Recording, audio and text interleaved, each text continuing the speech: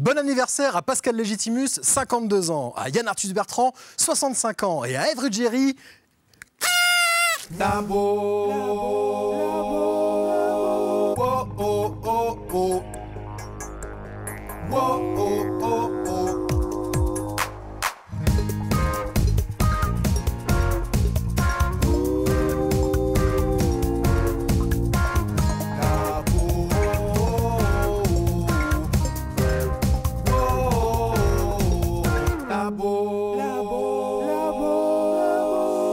Salut à tous et bienvenue dans le Labo. Ce soir, j'accueille un artiste aux deux prénoms et aux multiples talents. Devenu comédien à 35 ans, il a connu le succès à force de travail avec La Première Étoile, succès critique et public. Son deuxième film, 30 degrés couleur, sort demain sur les écrans et raconte le retour contrarié d'un Martiniquais dans son île natale. Voici Lucien Jean-Baptiste. À tout à l'heure. Yo. Je vais garder ma langue de belle-mère. Ouais, bonjour. Bienvenue Lucien. Là. On va donc parler de 30 degrés couleur au cours de cette émission. Juliette Fievé, elle aussi a décroché sa première étoile, non pas de ski, mais en culture. Elle s'est rendue à l'Orangerie voir Debussy pour nous en faire un compte-rendu à sa façon. Sidonie Bonnec est journaliste sur W9. Elle vient nous parler de La vie, la nuit, une nouvelle série documentaire qu'elle incarne sur le terrain à ses risques et périls. C'est ce qu'on appelle de la télé en immersion. Et tout de suite, nous ouvrons le bal avec un ami de la maison, DJ mais surtout musicien. Il développe depuis quelques années le projet Rock and Soul Radio, qui consiste à reprendre de grands succès du rock à la sauce soul music. En quelque sorte, voici Zebra dans le Labo avec le brio. Yeah. France O. 1, 2, 1, 2, 3.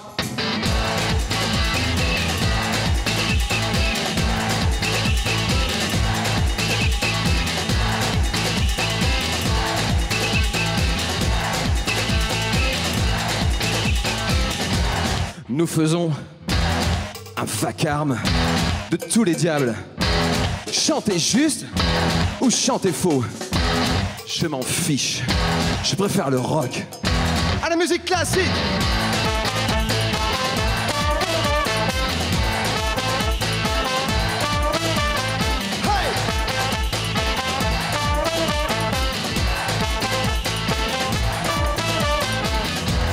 Hey! Edith Piaf ne regrette rien. Dans les discothèques de Sébastien Follin, je suis allergique à David Guetta. Attends, c'est toi qui as mis ça? C'est toi qui as mis ça? Ah, tu te fous de moi là, tu peux pas faire ça ici. Tu peux pas. Ta gueule. Passez s'il vous plaît sur le jukebox.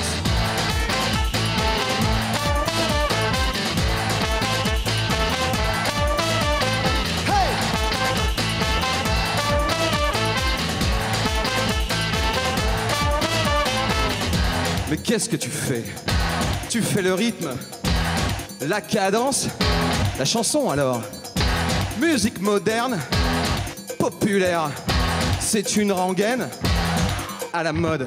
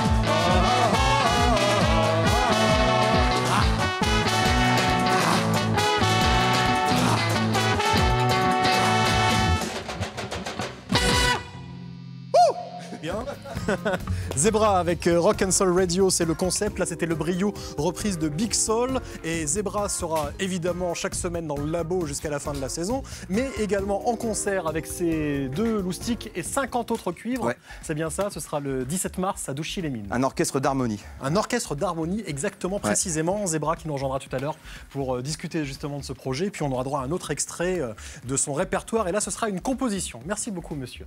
T'en prie. Lucien, c'était une bonne entrée en matière avec le son carnaval comme ça. Non, mais j'ai été carrément impressionné parce qu'il y a une espèce de rock carnaval là, qui est en train de se mettre en place. Vraiment, et puis le refrain là, para papa, ouais, je vous dis pas ce qu'on dit aux Antilles, les paroles qu'on met là-dessus, c'est pas très correct, voilà. Ce sont des paroles de carnaval. Alors justement, 30 degrés couleur se passe pendant le carnaval. Je vais essayer de résumer l'histoire. C'est l'histoire du retour au pays de Patrick, qui a un peu oublié qui il est. Il redécouvre la Martinique à l'occasion du décès de sa mère. Toutes ces questions identitaires et les conflits familiaux vont rejaillir pendant ce séjour qui se déroule pendant la période joyeuse et troublante du carnaval. Une comédie dramatique, drôle et poignante à la fois. Et vous dites que c'est en partie la méconnaissance de la culture martiniquaise qui vous a amené à faire ce film. C'est-à-dire ? Oui, en fait, moi je suis arrivé en France hexagonale à l'âge de 3 ans. J'ai grandi, j'ai joué, comme on pourrait dire, la carte blanche. Et puis bon, vous ne posez pas la question de vos racines, machin, tout ça. Vous êtes dans un univers multicolore. Et puis à un moment, vous pensez... tous les problèmes sont réglés. Puis il y a toujours quelqu'un qui vient vous dire « Mais dis-moi, tu viens d'où? Ou de quel pays d'Afrique tu viens ?» Et là, tu dis « Bah attends, moi je sais pas, je viens de Créteil, j'ai pas... » Et donc forcément, ces gens vous posent ces questions. Donc il y a un moment, vous n'avez pas de réponse. Et c'est à partir de ce moment-là, soit vous décidez, chose que j'ai faite, d'aller voir un petit peu ce fameux pays d'origine. Et là... c'est le carnaval. Et là, c'est le carnaval et on va parler dans un instant de la part autobiographique de ce film. Mais avant cela, voyons le film-annonce de 30 degrés couleur sur les écrans demain. C'est maman qui m'a demandé de t'appeler. Écoute, là je suis au restaurant. Elle va mourir. Ça fait combien de temps que tu n'es pas revenu au pays? Presque 30 ans. Maman nous attend. Mon fils. Il faut procéder à des examens plus approfondis à Paris. N'importe quoi. Excusez-moi, vous avez le wifi ici? Internet? Pourquoi tu pas déguisé, toi? Ça fait 30 ans qu'on t'a pas vu et tu veux tout contrôler. T'as pas compris? C'est le blackout! C'est carnaval! Carnaval, attendre 3 jours par an pour vivre. Ça veut dire quoi, ça? T'es qui pour me donner des leçons, Patrick? Tu vis dans tes costumes, mais en dessous, tu seras toujours un nègre.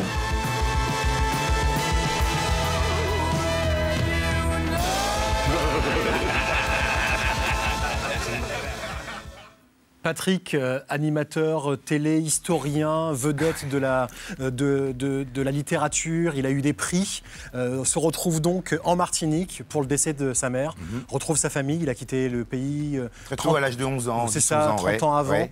Et il y a tout qui ressort, les rancœurs, son décalage, et même lui, la découverte d'une culture qu'il ne connaît absolument pas. Quelle est la part autobiographique là-dedans, en dehors de l'histoire de départ dont vous parliez tout à l'heure? Eh bien, le point de départ de cette histoire, c'est ma mère qui un jour m'a dit mon fils ne m'enterre jamais à la Martinique. Et ma mère, c'est la vraie antillaise qui est arrivée en France dans les années 60 via le Bumidum avec ses 6 enfants sous le bras. Et donc pour moi, elle représente tout ce qui est racine antillaise, culture antillaise. Et un jour, elle me dit surtout, tu m'enterres jamais en Martinique. Je lui demande pourquoi. Elle me dit j'ai connu trop de misère dans ce pays.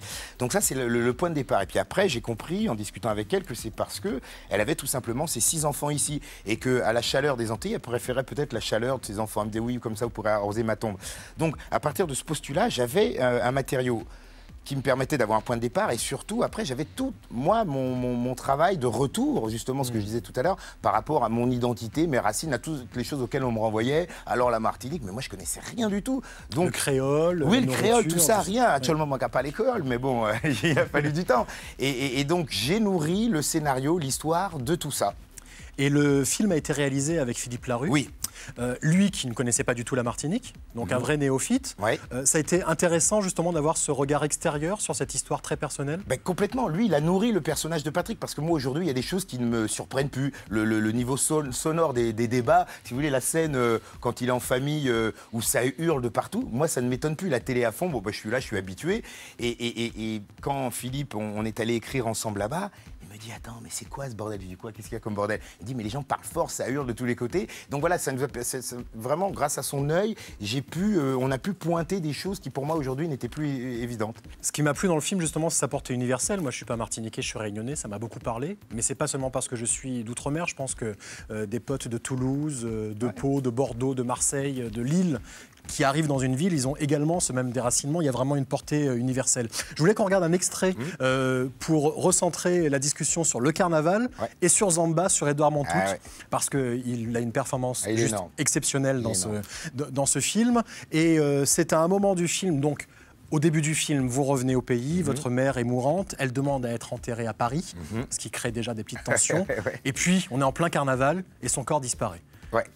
Voilà, on n'est même pas au premier quart du film, donc j'ai pas du tout révélé quoi que ce soit. Et Patrick décide d'aller porter plainte au commissariat. Voilà. Voilà, monsieur, ma mère est morte et son corps a disparu. Et j'aimerais savoir s'il est dans vos attributions de prendre ma déposition. C'est ça, Pito! Ah, professeur, je te dis! Professeur S! Hein, Patrick, S de l'histoire! Papa, c'est quoi un Makoumé? C'est pas le moment, Alice. Comment te dire? Alice, c'est un homme qui aime les hommes. Au commencement, il y avait Sodome. Non, Alain, je t'en supplie! Eh ben, Patrick, excuse-moi, Mais calme-toi, non. Et puis, tu sais, aujourd'hui, il faut expliquer aux enfants. Il n'y a pas de problème. Je retourne à ma voiture. Bon, c'est pas tout ça, mais il faut que je fasse. Allez, il faut y aller. Tu sais que je sais pas quoi me mettre. Arrêtez, mon frère. Vous avez entendu ce que je vous ai dit? Oui, votre mère est morte et son corps a disparu. Eh bien? Mais frère, c'est carnaval! Le premier siècle! Cette scène, elle est énorme. Le carnaval, c'est vraiment donc le cadre et le décor du film. Il y a une portée symbolique là-dedans. Pourquoi avoir choisi pas seulement les couleurs qui vous ont intéressé? Alors, moi, j'ai vécu un carnaval il y a quelques années. Je suis allé en Martinique et je suis tombé sur un Zamba. J'ai un voisin. Le gars, toute l'année, il bosse dans un petit atelier de peinture. Mais quand le carnaval arrive, ben, il devient fou. C'est-à-dire que pendant 3 jours, il pète les plombs, il veut plus voir personne, ni femme, ni enfant. Il met sa robe et il part. Et j'ai trouvé, en observant ce garçon, je me suis dit, mais il y a un truc incroyable. Déjà, il y a la portée originelle, historique du carnaval qui est là. C'est-à-dire qu'on disait aux gens, vous avez 3 jours, éclatez-vous. Plus de pauvres, plus de noirs, plus de blancs, plus d'hommes, plus de femmes. Et il y avait cette espèce de cri de joie, mais aussi qui était un cri de douleur aussi. Donc le carnaval, pour moi, symbolisait ça. Et puis une distance. C'est-à-dire que j'allais pas faire arriver Patrick, je sais pas, dans une période où il se passe rien. C'est une période extrême. Et donc par rapport au monde dans lequel il vit en France, de le faire tomber là-dedans, dans ce moment de tourbillon où tout ressort, c'était le meilleur moment pour moi, pour que mon personnage aussi puisse sortir toutes ces frustrations à ce moment-là. Édouard Montout, il était déjà dans la première étoile. Ouais. C'était génial déjà dans la première étoile, en étant fan de tuning et tout, mais il avait un second rôle. Là, il est vraiment l'un des personnages centraux du film avec votre personnage. Il a fait un vrai travail d'acteur studio, il a pris du poids. Ouais. Il est parti à la Martinique, parce qu'il n'est pas martiniquais. Non, il est guyanais. Et c'est pas le même accent. Comment? C'est pas le même accent. C'est pas le même accent, et puis lui, il est très parigot comme moi, quoi. Donc il a fait un vrai travail. Donc il est parti à la Martinique, chez l'habitant, il a appris l'accent, il a pris du poids. Au début, c'est pas forcément à lui que vous aviez pensé? Ben non, pas du tout, parce que moi, je voulais vraiment qu'il y ait une distance, c'est-à-dire que quand Édouard, moi je le connais d'ici, donc c'est vraiment le mec comme moi qui a grandi ici, Parigo, salut, machin, tout ça. Et je me dis, c'est pas possible, quoi, je peux pas prendre Édouard, même si en lui, je sentais qu'il avait toute l'énergie, puis c'est un excellent comédien. Et j'ai essayé des gens, notamment un garçon qui s'appelle Jean-Yves Rupert, qui est un colosse, parce que moi je voulais vraiment un monstre, voilà, qui a un vrai contraste entre les personnages. Et je trouvais pas, je sais pas, ça n'allait pas. Et puis avec Philippe, on a dit, tiens, on va demander à Édouard de venir. Et là, c'était juste... magnifique, De Niro, il nous a fait quelque chose d'incroyable. Donc on lui a quand même demandé d'aller faire cette immersion, de prendre du poids. Et puis il a ramené Zamba à lui. Et voilà, c'est un grand acteur. Alors je sais qu'il y a des gens qui diront, oui mais c'est facile parce qu'ils ont dit, ben non, pas du tout. Il a vraiment bossé pour toucher ce personnage. Et c'est beaucoup plus subtil qu'on ne le pense. Parce qu'il a beaucoup de poésie, il a beaucoup bien sûr. Il a beaucoup de subtilité dans son jeu. Bien sûr, parce que une fois de plus, ces personnages, le film tourne autour de 3 personnages. Il y a Patrick, donc celui qui est parti, il y a Zamba, celui qui est resté, et il y a la petite qui doit trouver sa place. C'est pas que l'histoire de Patrick, c'est aussi l'histoire de tous les gens qui restent et comment ils vivent ça. Donc, si vous voulez, il y a une confrontation et l'idéal, c'est que ces deux personnages, s'ils faisaient qu'un, voilà, moi aujourd'hui j'ai l'impression d'être un petit peu Zamba et un petit peu Patrick. Voilà, je n'ai pas craché sur aucune de ce qui me compose, aucun des éléments qui me composent. Il y a un côté Anthony Quinn dans ce personnage Zamba, Zorba le grec et Zampano de la Strada. Absolument. Vous avez combiné les deux noms pour donner Zamba? Oui, alors petite note historique, Zamba c'est aussi un des personnages des contes et légendes des Antilles. Il y a Coco Lapin qui embête tout le temps Zamba. Zamba c'est le nègre des champs, mais le hasard a fait que Zampano et Zorba le grec, en rassemblant les noms, un peu pato à la Zampano justement. Voilà qu'on retrouve dans la Strada et dans enfin ce qu'on vient de dire. Et c'est vrai que ce sont des personnages, ou même le fanfaron, Gasma dans Fanfaron, ce sont des personnages en couleur comme ça. Puis dans Zorba, on retrouve ça aussi, quelqu'un qui revient sur son île. Enfin, c'est le cinéma italien que j'aime, où il y a beaucoup de douleur et en même temps tellement d'humour. Voilà, on s'est inspiré un petit peu de tout ça. Bon, on va parler de musique classique du XXe siècle maintenant, n'est-ce pas? Et nous allons être rejoints par Juliette Fievé. Donc Juliette, t'es partie à la découverte de Debussy à l'Orangerie, exposition intitulée Debussy, la musique et les arts, qui explore les influences entre le compositeur et l'art au sens large. Ouais, donc en gros, rendez-vous à l'Orangerie, au milieu du jardin des Tuileries, face à la place de la Concorde. Donc, comme tu le disais, Debussy, la musique et les arts. Je te cache pas que je me suis encore lancée dans une aventure mystérieuse de visite d'expo juste parce que j'ai vu le mot musique, clairement. C'est quand même mon domaine de prédilection, même si je savais que Debussy était loin d'être compositeur de rap ou d'électro. Donc en gros, qui est Debussy? Eh bien, c'est le compositeur superstar de la fin du 19e siècle. On dit de lui qu'il a principalement puisé son inspiration en fait dans le domaine de la poésie contemporaine et des arts visuels. Alors en gros, eh bien, Debussy était en fait pour moi finalement le créateur de la synchro, comme on dit chez les professionnels, ou la musique sur image, puisqu'en gros, en fait, il crée ses symphonies et opéras principalement grâce à une source qui est la peinture et les tableaux des grands maîtres. Il allait même jusqu'à utiliser le nom des peintures l'ayant inspiré pour ses propres œuvres. Donc toute l'expo consiste finalement à mettre en valeur les objets, les peintures, les poésies ayant inspiré Debussy. Génial. Donc la scénographie se divise en 7 salles, 7 pièces, 7 époques, mais surtout 1000 sources d'inspiration complètement différentes. Donc je me balade, tu connais, voilà, je me balade, je flâne, et puis d'un seul coup, un truc me frappe. Je vais faire une visite d'expo sur un compositeur et j'entends pas de musique, donc je m'insurge. Je demande à parler à un responsable qui m'explique gentiment, avec compassion, voire avec de la pitié, qu'il y a des audio-guides à l'entrée. Audio-guides, donc petite boîte avec des écouteurs qui permettent d'écouter la musique de Debussy, tout en ayant la chance d'avoir des explications claires sur l'expo. Outil absolument merveilleux quand on déteste, comme moi, se retrouver en troupeau de moutons pendant 3 heures derrière un guide dans une expo. Enfin, moi, je trouve ça insupportable, vraiment. Donc, j'apprends au fur et à mesure que ce monsieur était quand même pote avec 2-3 petits mecs inconnus comme Verlaine, comme Mallarmé, comme Edgar Allan Poe, comme Baudelaire, comme Degas, et que tous, en fait, l'ont autorisé à prolonger leur œuvre à travers des compositions musicales. C'est quand même un bel esprit, sachant qu'en plus, à l'époque, les droits d'auteur n'existaient pas vraiment. Donc aujourd'hui, il y a des personnes qui autorisent à prolonger leurs œuvres, mais ils savent aussi qu'ils vont toucher de l'argent. C'était pas du tout le cas de ces messieurs. Alors, l'expo est vraiment intéressante pour les amateurs d'art. Sachez qu'on y retrouve des grandes pièces de maîtres, de Turner, de Monet. Au risque de vous choquer, c'est pas les trucs qui m'ont fait kiffer, moi, personnellement. Moi, ce que j'ai vraiment aimé, en fait, c'est vraiment l'ouverture d'esprit, le modernisme, en fait, de Debussy. Parce que, certes, il s'inspirait de ses contemporains, mais aussi de l'Égypte, de la Grèce antique, des moines japonais, du bouddhisme. Et donc, tout au long de l'expo, on y retrouve aussi un tas d'objets comme ça, des statues bouddhistes. Donc, c'est hyper décalé, hyper surprenant. Mais finalement, l'expo est sans limite et à la hauteur, en fait, de l'état d'esprit de Debussy. Vraiment, il était très ouvert, visiblement même contesté, puisque là encore, j'apprends au cours de la visite que l'un de ses opéras les plus connus, Le Martyre de Saint-Sébastien, a été censuré par le CSA de l'époque, l'archevêque de Paris, qui a interdit aux fidèles de l'Église d'aller au spectacle de Debussy, puisque ce spectacle était jugé trop sulfureux. Et juste pour vous, là c'est cadeau, je vous ai gardé un petit extrait quand même, un petit extrait. Ah, super. Ça sent le scandale là, hein.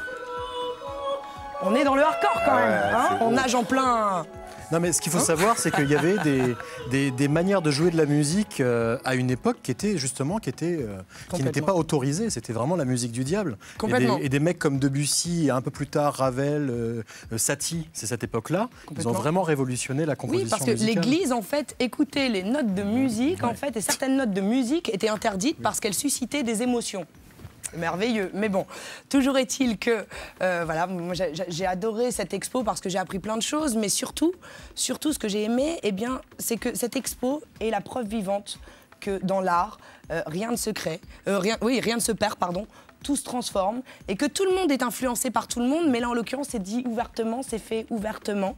L'expo dure jusqu'au 11 juin, elle coûte 7,50 € et pour continuer dans le bel esprit, sachez qu'elle est gratuite tous les premiers dimanches de chaque mois. Ah bah super, très dimanche. On ira. C'est à l'Orangerie et c'est à Paris. Lucien, je voulais parler parce qu'il y a eu beaucoup de choses, j'aurais encore beaucoup de choses à dire, mais malheureusement, on n'a pas le temps. Vous êtes devenu comédien sur le tard, vous avez fait la classe libre du cours Florent, vous finissez quand même premier sur 2500. Oui, en fait, il y a un petit il ne faut pas faire de fausse modestie, c'est quand même quelque chose qui est quand même très difficile, la classe libre, donc c'est les quelques personnes qui peuvent suivre les cours gratuitement. Voilà, on se retrouve un groupe, on est une espèce de classe élite, il y avait Audrey Tautou, il y avait des gens comme ça. Et donc là, voilà, premier de sa promotion quand même. Vous avez fait une dizaine d'années dans l'événementiel. Oui, ça c'était mon premier métier. J'ai une formation de publicitaire, j'étais dans l'événementiel, je m'occupais de t-shirts, machin, tout ça, Bercy, de produits dérivés. Ce qui est amusant, c'est que vous avez fait tous les produits dérivés de Michel Jonas sur sa tournée. C'était mon premier artiste. J'avais monté ma boîte, c'était le premier artiste. Et Michel Jonas était dans La Première Étoile, l'un des comédiens. Mon premier film, il était là à nouveau et... Les étoiles. C'est une jolie histoire.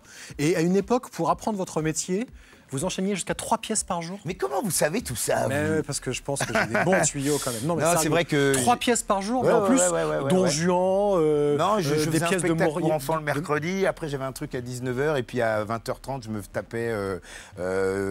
C'était quoi Don Juan. Je faisais Sganarelle au Théâtre du Nord-Ouest, mais j'en voulais tellement et puis j'avais l'impression d'être en retard, donc fallait que je rattrape et j'étais dans une espèce de boulimie, mais que j'ai toujours.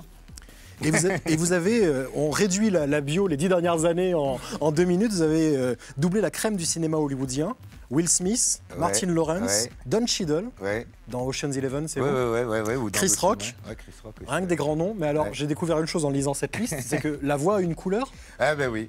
C'est hallucinant, parce que moi, je ferme les yeux, je vous écoute parler, je sais pas que vous êtes. Oui, alors tu comprends, Mathieu. Non. Enfin, c'est encore une fois de plus, c'est un long débat. Moi, je crois que il faut mettre. Un noir ne doit pas mieux, un blanc, etc. Il faut le bon artiste au bon endroit. Mais il est vrai que paradoxalement, au doublage, on essaie de mettre des noirs sur les voix de noirs parce qu'il y a eu une époque où les blancs, quand ils avaient à doubler un noir, se sentaient obligés de partir dans une négrification de la voix. Donc ça a donné ces mecs qui parlaient tous comme ça, mec. Et du coup, ils disaient, attends, mec. Et on disait au doubleur blanc, on disait, non, mais t'énerve pas, il est noir, mais il est juste avocat. Écoute, votre honneur, tu disais, non, attends, il est avocat. Alors, votre honneur. Et non, tu vois, bon, on va peut-être prendre des noirs, ils vont pas se sentir obligés de négrifier. Et moi, il est vrai que tellement je fais des noirs au cinéma, que quand je fais un blanc, ça me fait bizarre aujourd'hui, c'est très étrange. Mais moi, je crois que tout ça, c'est des conneries. Ce qu'il faut, c'est trouver le bon acteur qui arrive à jouer ce que fait le comédien. Et moi, ce qui m'a toujours bluffé avec les comédiens qui font le doublage, la référence absolue, c'est Richard Darbois, qui fait Harrison Ford, qui fait Morgan Freeman, justement, qui négrifie pas du tout Morgan Freeman. Il arrive à... C'est trouver la note. Mais ce qui est fort, c'est que vous arriviez, parce que là, quand on lit la liste, Will Smith, Martin Lawrence, Don Cheadle, ils n'ont pas du tout la même voix. Non. Ben, je bouge. Je sais pas, Chris Rock, c'est un mec, quand il parle en anglais, il fait « Yeah, you know, the guy is come !» En français, je fais « Alors, le mec, il arrive !» Si t'as Will Smith, il est beaucoup plus grave. « Yeah, you know, talk like that, you know what I mean ?» En français, je fais « Alors, le mec, il arrive !» Il me dit « Voilà, il faut prendre la note et puis tu roules là-dessus, quoi. » C'est un jeu, c'est rigolo. Moi, j'ai essayé, on m'a proposé Roberto de Brasil à doubler. C'est rigolo. C'est tout, mais c'est un vrai... Faut suivre. C'est presque un travail d'imitation, quelque part. C'est fort. Bon, très bien. En tout cas, l'actualité, c'est 30 degrés couleur à ne pas rater. C'est dans les salles dès demain avec Édouard Montout, film 2 et avec Lucien Jean-Baptiste et co-réalisé avec Philippe Larue. Voilà, absolument. Dans un instant, je vais être rejoint par Sidonie Bonnec, journaliste sur W9, qui vient de signer une série documentaire en immersion baptisée « La vie, la nuit ». tout est dans le titre. Mais avant, retour d'un autre oiseau de nuit, notre DJ préféré, Zebra en live dans le labo avec une composition, s'il vous plaît, Naked in Paris. Tout un programme.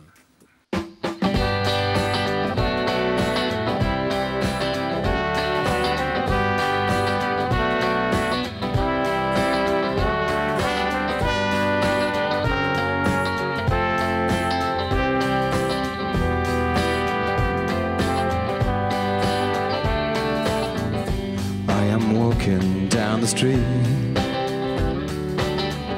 when the city is asleep. Someone should call the police, 'cause we are naked in Paris.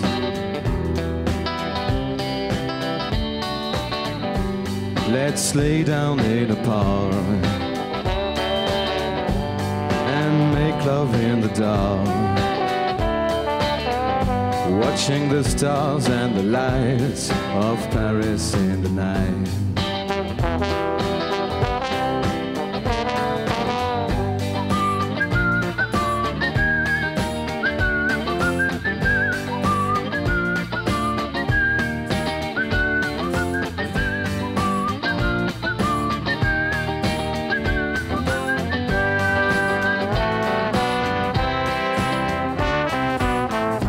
Now it's 6 in the morning.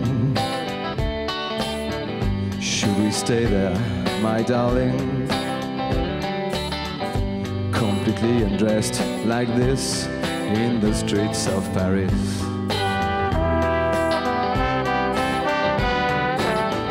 See the people waking up in the cafes and the shops. It's like nobody can stop. It's like nobody can stop. It's like nobody can stop. Nobody can stop us now, being free and happy like a child. We're walking, we're loving, naked in Paris. We're walking, we're loving, naked in Paris. We're talking, we're living, naked in Paris.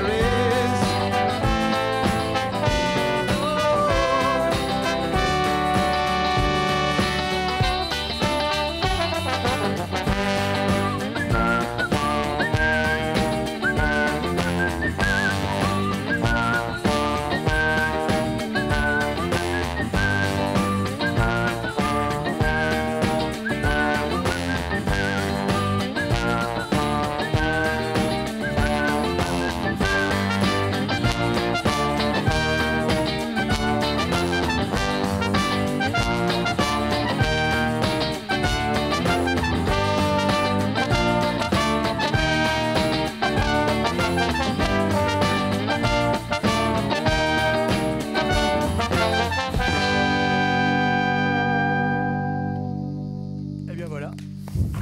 Naked in Paris. Ce garçon est bourré de talent, hein, il est DJ, mais il est aussi musicien, il chante, il joue de la guitare. Voilà Zebra qui est régulièrement dans le labo et là c'était pour parler, il est avec nous et on parlera dans un instant de... Bah, viens t'asseoir Zebra. Il va parler du projet Carnaval, moi. Rock and Soul Radio.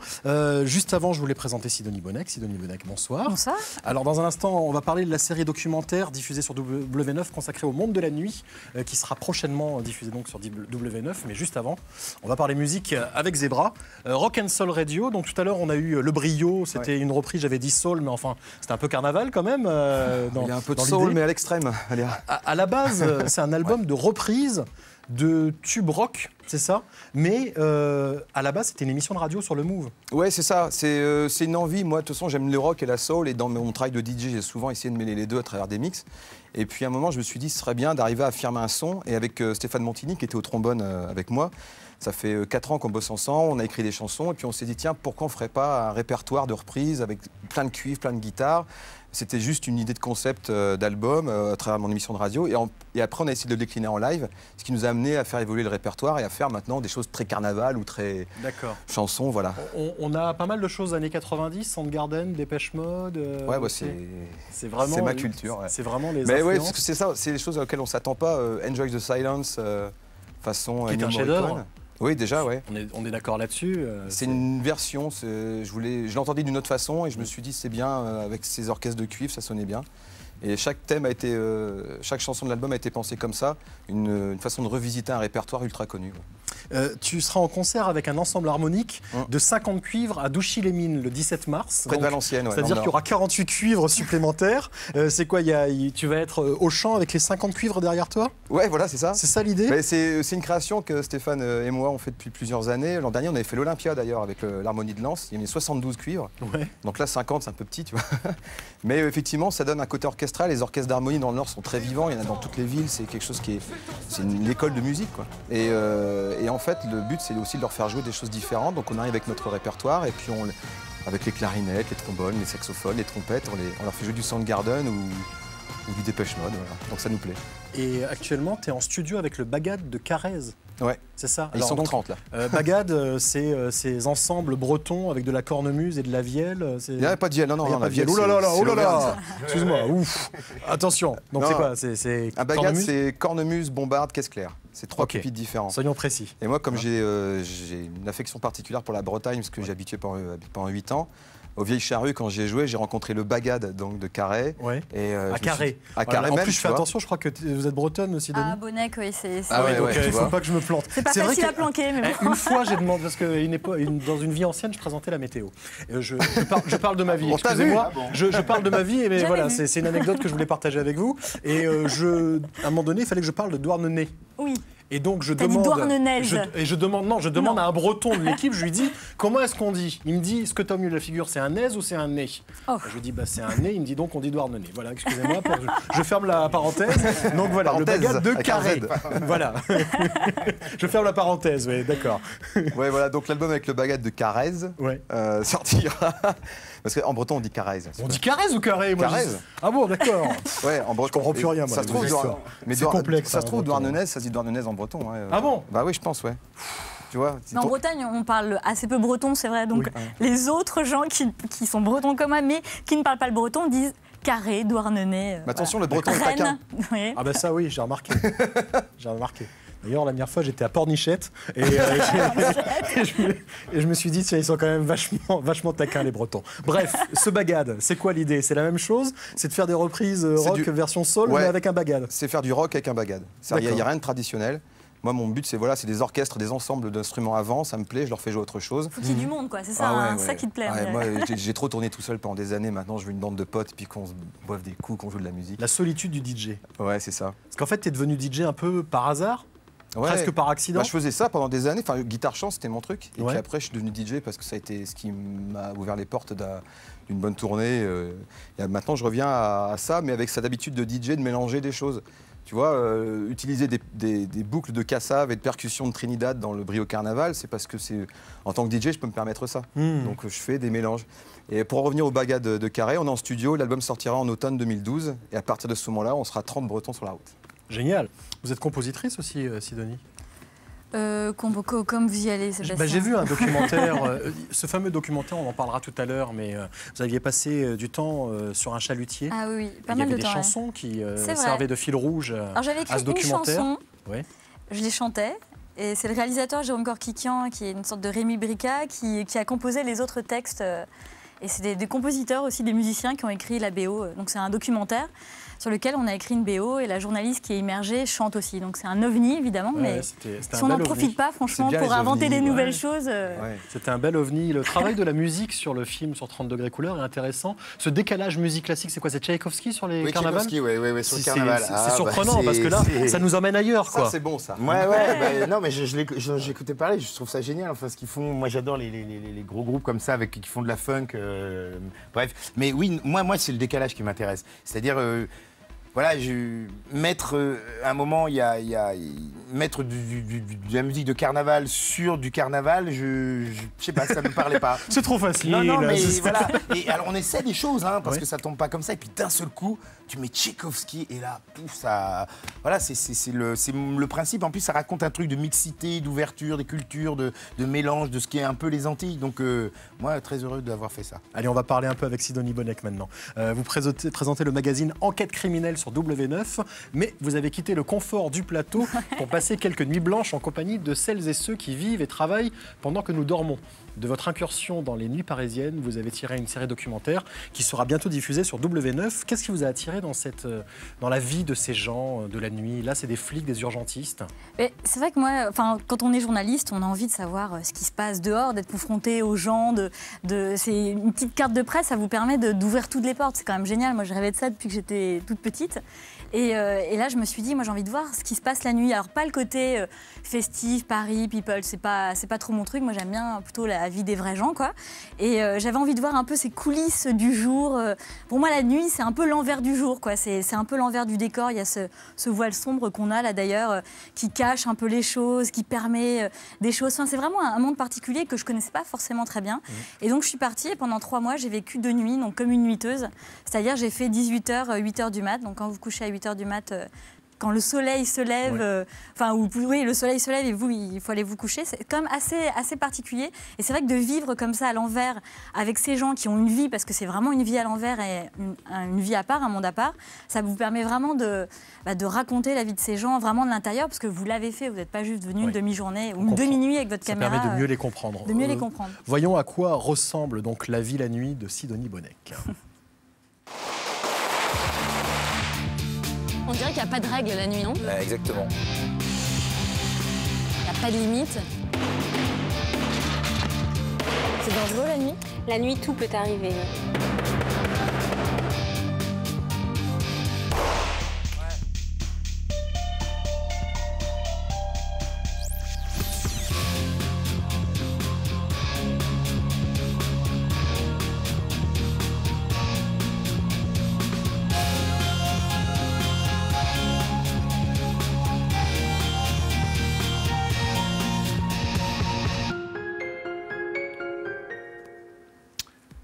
Quelle rencontre vous a le plus marqué pendant C'est reposant la nuit. Hein. Oui, ça bouge bien en effet. Qu'est-ce qui vous a le plus marqué pendant ces nuits de tournage? Mais en fait, vraiment, tout m'a marqué parce que j'ai vécu avec des gens dont même si j'avais vu des reportages, je soupçonnais quand même pas leur existence, quoi, ou leur mode de vie.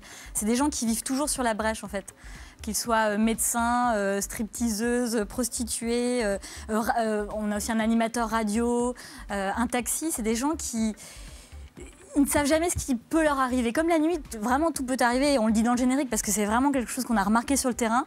C'est vraiment des gens qui vivent un peu toujours dans la crainte. Il y a une forme d'excitation aussi parce que la nuit... Le monde vous appartient, il n'y a pas les patrons, il n'y a pas la foule, on peut rouler facilement, il y a les mauvais qui sortent, c'est pas que dans les séries, dans la vraie vie, c'est ça aussi. Et donc, moi, c'est cette tension permanente et aussi cette communauté. Quand vous travaillez la nuit, vous êtes à part, quoi. Vous n'êtes pas comme le plus grand nombre de gens qui travaillent le jour, qui rentrent chez eux tranquillement avec leur famille. La nuit, vous êtes à part, vous n'êtes pas avec votre famille, vous manquez souvent pas mal de choses, vous ne pouvez plus faire vos papiers, vous ne pouvez pas aller faire vos courses, il y a vos amis qui vous invitent plus à manger parce que de toute façon, à 18h, vous commencez le travail. Enfin, c'est vraiment la découverte d'un milieu à part, de gens à part. Détail qui ramène à quelque chose de très humain, au final. De très humain, des gens qui se livrent assez facilement. Dans la série documentaire, ça étonne parfois, mais on se tutoie tous. Parce que la nuit, on se tutoie. C'est comme ça, on est tous très proches, très vite. Que ce soit avec un flic, un animateur radio, une stripteaseuse. Ça crée une vraie... Et c'est pas joué, quoi. C'est vraiment une proximité forte et immédiate. C'est le reportage et le documentaire en immersion, c'est un style anglo-saxon. Ouais. Les Anglais font ça depuis des décennies. Ce sont mes modèles. Et depuis quelques temps, depuis quelques années, on en voit de plus en plus en France. Est-ce que vous avez cherché à vous démarquer d'une manière particulière par rapport à ces différents documentaires qu'on voit de plus en plus en immersion? Vraiment, j'ai même pas réfléchi comme ça. En fait, j'ai commencé à faire l'immersion en même temps que Carrie Roselmack sur TF1. Donc il y avait Sidonie Bonnec sur M6 dans un monde à part, Carrie Roselmack, on est sortis en même temps. Et donc on n'avait pas de concurrents. Et du coup, moi, j'estime que j'ai toujours pas de concurrence. Je pense que parce que on fait chacun en fonction de nos personnalités. L'immersion, pour moi, il y a deux manières de la faire. Enfin, il y a 2 points qui comptent vraiment. C'est la personne qui s'immerge, la personnalité. Donc ça, on peut pas refaire la personnalité des gens. C'est qui vous êtes sur le terrain et c'est le temps que vous passez. Donc il y a des gens qui s'immergent 3 jours, c'est une chose. Il y a des gens qui s'émergent 1 mois, 2 mois, 3 mois, et ça donne pas la même chose. Donc après, chacun fait ce qu'il veut, comme il veut, comme il voilà. Le temps est important parce que même si la nuit on se parle facilement, on filme pas, on montre quand même des séquences fortes dans le travail des gens. Les gens se mettent à nu. On n'a pas ça en une nuit, quoi. Il faut passer du temps, il faut montrer patte blanche, il faut montrer qu'on vit comme eux. J'arrivais à 18h, c'est marrant, ils me disaient tu fais comme les autres, tu vas repartir quoi vers 22h30 ? Ben non, moi je suis là jusqu'à 8h. Non, c'est pas possible. Et dès que vous commencez à faire ça, c'est génial. Bon, après vous le regrettez parce que vous êtes épuisé, c'est ultra dur, mais vous avez des choses que les autres n'ont pas forcément. Alors vous avez parlé d'un monde à part sur M6, c'était il y a 3 ans ? C'était il y a 2 ans. Il y a 2 ans, ouais. Et l'épisode qui a beaucoup marqué, en vrai, tout cas moi qui m'a marqué, ça a été cet épisode 3 semaines sur un chalutier ? 4 semaines. 4 semaines sur un chalutier. Avec 15 marins que je ne connaissais pas. On la voit comme ça, toute frêle. Qui n'avait jamais vu une femme, imaginez-vous. Sidonie, elle a vraiment payé de sa personne, mais regardons un extrait. Le beau temps ne dure jamais longtemps. L'Atlantique n'aime pas le calme plat. Je suis échouée sur une banquette du réfectoire. Depuis 2 jours, je n'arrive pas à manger. Je ne peux rien avaler. Devant moi, le bol de café froid me montre ce que vit mon corps. À chaque balancement du chalutier, j'ai l'impression que tous mes organes se déplacent. Ils montent et descendent à l'intérieur de moi, comme ce liquide dans son récipient.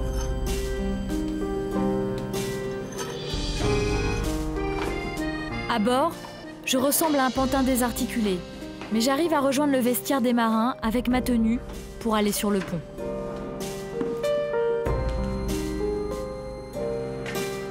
Je compte bien rencontrer enfin ces hommes, faire leur connaissance.